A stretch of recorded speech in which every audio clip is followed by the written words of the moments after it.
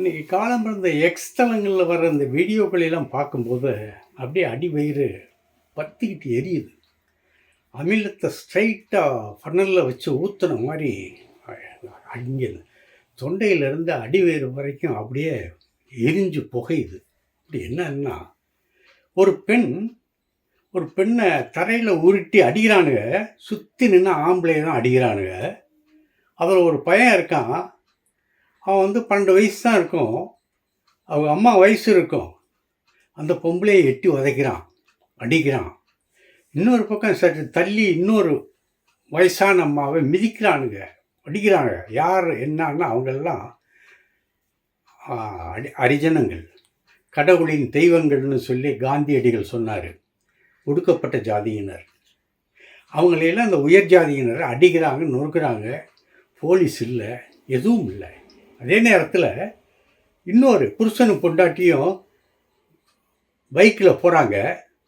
பின்னால் பைக்கில் உட்காந்துருக்க பொண்டாட்டியை ஒருத்தன் ப்ரெஸ்ட்டை பிடிச்சி அமுக்குறான், இன்னொருத்தன் அடிக்கிறான். புருஷனை ஆக்சிலேட்டரை த்ராட்டில் பிடிக்காத அளவுக்கு உதைக்கிறானுங்க. தப்பிச்சு போகிறதே பெரும்பாடாக இருக்குது. இன்னொன்று, மரத்தில் கட்டி அப்படியே தொங்க விட்டு அடிக்கிறானுங்க. அந்த பொண்ணை அப்படியே ஓட விட்டு அது அப்படியே இது தொட்டிலில் அது ஆடுற மாதிரி அந்த பொண்ணு உடல் ஆடுது. அடிக்கிறான், டயரை கொண்டு அடிக்கிறான், கம்பை கொண்டு அடிக்கிறான். அது ஒரு பெண். எல்லாமே ஒடுக்கப்பட்ட ஜாதி. இது பூரா உத்தரப்பிரதேசத்தில், குஜராத்லேயும் அன்றாடம் நடக்கிற ஒரு நிகழ்வாக இருக்குது. இதெல்லாம் பார்க்குறம்போது மோடி எப்படி இந்த மாதிரி இதெல்லாம் அனுமதிக்கிறாரு?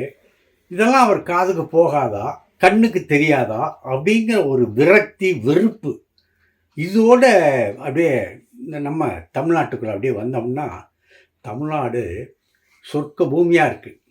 இந்த சொர்க்க பூமியில் தான் இந்த எலெக்ஷன், பொது தேர்தல், பாராளுமன்ற பொது தேர்தலுக்கான கூட்டணி வேலைகள் நடந்துக்கிட்டு இருக்கு. அநேகமாக இன்றைக்கு எல்லாமே முடிவாகிவிட்டது. திராவிட முன்னேற்ற கழகத்தினுடைய கூட்டணியில் எல்லா கட்சிகளுமே அந்த முந்தைய தேர்தலில் எத்தனை சீட்டில் நின்னாங்களோ அதே சீட்டுகள் இந்த தடவையும் அந்தந்த கட்சிகளுக்கு வழங்கப்பட்டிருக்கு. எல்லா கட்சிகளுமே மனம் வந்து அதை ஏற்றுட்டு இருக்காங்க. காரணம் என்னென்னா, இந்த மோடி ஆட்சியை கவிழ்த்துறணும், இந்தியா கூட்டணி ஜெயிக்கணும். இந்த ஒரே நோக்கம்தான். இந்த ஒரே நோக்கத்துக்காக தான் கடைசி வரைக்கும் போராடி வந்த மக்கள் நீதி மையம் தன்னுடைய சின்னத்தை விட்டு கொடுக்க மாட்டேன், கிடைக்கிறது ஒரு தொகுதியாக இருந்தாலும் சின்னத்தை விட்டு கொடுக்க மாட்டேன், டார்ச் லைட் சின்னத்தில் தான் நிற்பேன் அப்படின்னு கடைசி வரைக்கும் போராடினது. அதனால் அந்த கட்சிக்கு சீட்டு இல்லை. அதுக்கு பதிலாக 25 ராஜ்யசபை சீட்டு, ஒரு சீட்டு உங்களுக்கு ஒப்பந்தம், உடன்பாடு செஞ்சு உங்களுக்கு தர்றோம் அப்படின்னு ஒரு ஒப்பந்தம் ஏற்பட்டது. அது உலகநாயகன் கமல்ஹாசன் கையெழுத்திட்டு சந்தோஷமாக வந்துட்டார். உடனே ஆஹா, கொள்கையை விட்டுட்டார், அதை விட்டுட்டார், இதை விட்டுட்டாருன்னு இந்த வழிப்போக்கர்கள்லாம் சில பேர் இந்த வீடுகளில் ஏதாவது ஒரு கல்யாணம் அது மேலதானம் கேட்கும், அதுக்கேற்ற மாதிரி வெளியே இருக்கிறவங்க சில பேர் ஆடுவாங்க. அந்த வழியாக போடுறவங்கெல்லாம் அந்த ஆட்டத்தை பார்த்துக்கிட்டு பலவிதமாக விமர்சனம் பண்ணிட்டு போவாங்க. அது மாதிரி பலவிதமாக விமர்சனம் பண்ணிட்டு போகிறாங்க. இதுக்கு போய் கமல் தன்மையை அடகு வச்சுட்டாரு, அரசியல் வாழ்வை தொலைச்சிட்டாரு. என்ன தொலைச்சாரு? என்ன கொண்ட கொள்கையிலிருந்து அந்த ஆள் விலகாமல் நின்று போராடி வந்து இந்த ஒத்த சீட்டு எனக்கு வேண்டாம், உன் சின்னத்தில் நிற்கிறதுனா என்னுடைய தனி சின்னத்தை நான் இழக்க மாட்டேன் அப்படின்னு ஆண்மையோடு நின்று வேணாம்னு வந்தவரை இங்கே விமர்சனம் பண்ணுறாங்க. ஏன்னா இந்த நாட்டில் யாரை வேணாலும் விமர்சனம் பண்ணலாம், யாரும் விமர்சனம் பண்ணலாம். விலைமகளும் விமர்சனம் பண்ணுறா, பத்தினியும் விமர்சனம் பண்ணுறா. தாங்கித்தான் வேணும், ஏன்னா இது ஜனநாயக நாடு. இப்போ 34 எம்எல்ஏக்கள் சேர்ந்து ஒரு எம்பியை தேர்ந்தெடுக்கணும், அதாவது ராஜ்யசபா சீட்டை தேர்ந்தெடுக்கணும். இப்போ மக்கள் நீதி மையத்துக்கு வழங்கப்பட்ட அந்த ஒரு சீட் இருக்குல்ல, அதனுடைய மதிப்பு 34 எம்எல்ஏக்கள். 34 எம்எல்ஏக்கள்னால் அந்த தொகுதிகளில் அந்த எவ்வளோ ஒரு பெரிய மரியாதை இருக்கும், இது இருக்கும். அதெல்லாம் எண்ணி பாருங்கள். அந்த 34 எம்எல்ஏக்களுக்கு மட்டுமா அடுத்த அந்த 25 ராஜ்யசபா சீட்டு மக்கள் நீதி மையத்துக்கு ஓட்டு போட போகிறாங்க? அந்த கட்சியினுடைய கூட்டணி கட்சியினுடைய அத்தனை எம்எல்ஏக்களும் மக்கள் நீதி மையத்துக்கு ஓட்டு போட்டு அமோகமாக ஜெயிக்க வைக்க போகிறாங்க. உலகநாயகன் கமல்ஹாசன் அமோகமாக போய் அங்கே போய் உட்கார போகிறாரு. எம்பி சீட்டில் உட்கார போகிறாரு, ராஜ்யசபா சீட்டில் உட்கார போகிறாரு. இங்கே 5 வருஷத்துக்கு ஒரு தேர்தல், மக்கள் தேர்ந்தெடுக்கிறாங்க ஒரு எம்பியை. அங்கே 6 வருஷத்துக்கு ஒரு தடவை தேர்ந்தெடுக்கப்படுகிறார்கள். ராஜ்யசபா அங்கீகாரம் பண்ணால் தான் மக்கள் சபையில் நிறைவேற்றப்படும் எந்த தீர்மானமும் ஒப்புக்கொள்ளப்படும்.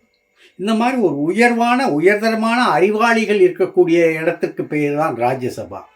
இது அந்த காலத்திலிருந்து பாரம்பரியமாக கொண்டு வந்த ஒரு சிஸ்டம். அந்த சிஸ்டம் இன்றைக்கும் இருக்குது. இதுக்கு குடியரசுத் தலைவர் தான் இந்த துணைத் தலைவர் தான் அதுக்கு தலைவர். ராஜ்யசபாவுக்கு அவர் தான் இது பண்ணுவாங்க. இந்த எம்எல்ஏ, இந்த எம்பி, இந்த மக்கள் சபை, இந்த ராஜ்யசபா எம்பியை யாரும் டிஸ்மிஸ் பண்ண முடியாது, ராஜ்யசபாவை கலைக்கவும் முடியாது. மக்கள் சபையை கலைச்சிடலாம், அதுக்கு வழிவகை இருக்குது. ராஜ்யசபாவை கலைக்கிறதுக்கு வழி இல்லை. அப்படிப்பட்ட ஒரு பிரத்யேகமான ஒரு அதிகாரப்பூர்வமான ஒரு அமைப்பு ராஜ்யசபா. அந்த ராஜ்யசபா சீட்டில் போய் உலகநாயகன் உட்கார்ந்து பேச போகிறாரு, கருத்துக்களை சொல்ல போகிறாரு அப்படின்னா அதுக்கு தான் நம்ம முக்கியத்துவம் தரணும். இவர் எப்படி மக்களால் தேர்ந்தெடுக்கப்பட்ட பிரதிநிதிகளால் தேர்ந்தெடுக்கப்படுறார் கமல்ஹாசன். அப்போ அதுதானே பெருமை, அதுவும் பெருமை தான். மக்களால் தேர்ந்தெடுக்கப்படுவதும் பெருமை தான். அதனால் எம்பி இந்த மக்கள் சபையை ரொம்ப இழிவாக யாரும் சொல்லக்கூடாது. அது கட்சி ரீதியான அது ஒரு பலபரிச்சு பார்க்கும் இடம். இங்கே அறிவாளிகள் ரீதியாக பலபரிச்சு பார்க்கும் இடம் ராஜ்யசபா. ஆகவே ஒன்றுக்கு ஒன்று சளைத்தது கிடையாது. கமல்ஹாசன் எம்பி ஆவதில் இங்கே உள்ள சில ஊடகவியலாளர்கள், அதாவது காசுக்கு விளைபடும் ஊடகவியலாளர்கள்லாம் நிறையா பேர் இருக்காங்க. அவர்கள்லாம் வருத்தப்படுறாங்க. ஐயோ இப்படி ஆகிட்டாரே, டார்ச் லைட்டை தூக்கி எறிஞ்சவர், டிவியை உடைச்சவர், இப்படியெல்லாம் போகலாம். எப்படியெல்லாம் போகலாமா? இப்படியெல்லாம் போகக்கூடாது. எலெக்ஷனில் நின்று ஜெயிக்கணும், அதுதான் வெற்றியா? எலெக்ஷனில் நின்னாதான் அவன் ஜனநாயகவாதியா? எலெக்ஷனில் நிற்கலைன்னா அவன் ஜனநாயகவாதி இல்லையா? அப்போ இது நாள் வரையும் எலெக்ஷனில் நிற்காமல் வந்தவங்கெல்லாம் ஜனநாயகவாதி இல்லையா? ராஜ்யசபா சீட்டில் ஜெயித்தவங்கெல்லாம் ஜனநாயக இல்லையா?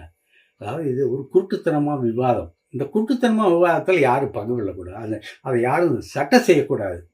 இன்றைக்கி திராவிட முன்னேற்ற கழகத்தின் அந்த மரியாதைமிக்க தலைவர் மு.க. ஸ்டாலின் அவர்கள், கமல்ஹாசன் வர்றாருன்னொடனே தன்னுடைய சக அமைச்சர் உதயநிதி ஸ்டாலினை வாசலில் போய் நின்று வரவேற்க சொன்னார். அவர் வாசலில் நின்று வரவேற்று கூட்டு போகிறார்.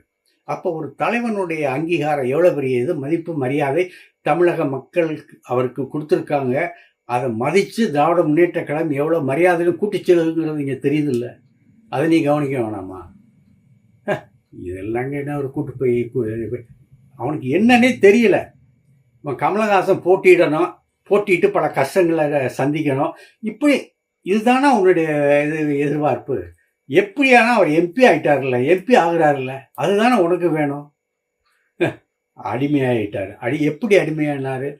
கொள்கையை அடக்க வச்சாரா? இல்லையே. என் சின்னத்தை விடமாட்டேன், டார்ச் லைட் சின்னத்தை விடமாட்டேன்னு சொல்லி போராடினார்ல. போராடி தானே கடைசி வரைக்கும் அந்த ஒத்த சீட்டு வேணாயா, போயா நான் ராஜ்யசபாவில் நின்றுக்கிறேன்னு சொல்லிட்டு வந்தார். அதுக்கு பெருமைப்படுவியா? அதுதான் சொல்கிறது. அதாவது அரசியல் தெரியாதவர்கள், இந்தியாவுடைய சுதந்திர வீர வரலாறு தெரியாதவர்கள். இந்த காந்தியை பற்றி ஒருத்தன் கண்ணாமண்ணான்னு பேசுகிறான். காந்தி தன்னுடைய காமத்தை தனித்து கொள்வதற்காக தான் பேத்தி மாதிரி 2 பேருக்கு முன்னே அப்படி கையை போட்டுக்கிட்டு போகிறாருன்னு சொன்னவெல்லாம் இருக்கான். இன்றைக்கும் இந்த நாட்டில் இருக்கான். அவன்லாம் இன்றைக்கி ஆட்சியில் இருக்கான், மோடி அரசாங்கத்தில் இருக்கான். அப்பேற்பட்டவர்களுக்கு வக்காலத்து வாங்குகிற இந்த ஊடகத்தினர்கள் வெளிமுனவர்கள் அவரை பற்றி கவலைப்பட வேணாம். அது சரி, ரைட். இன்னும் பல விஷயங்கள் இருக்குது, அதை நாளை சொல்லுகிறேன். நன்றி, வணக்கம். இந்த வீடியோ உங்களுக்கு பிடிச்சிருந்தா லைக் பண்ணுங்கள், கமெண்ட் பண்ணுங்கள், ஷேர் பண்ணுங்கள், சப்ஸ்கிரைப் பண்ணுங்கள்.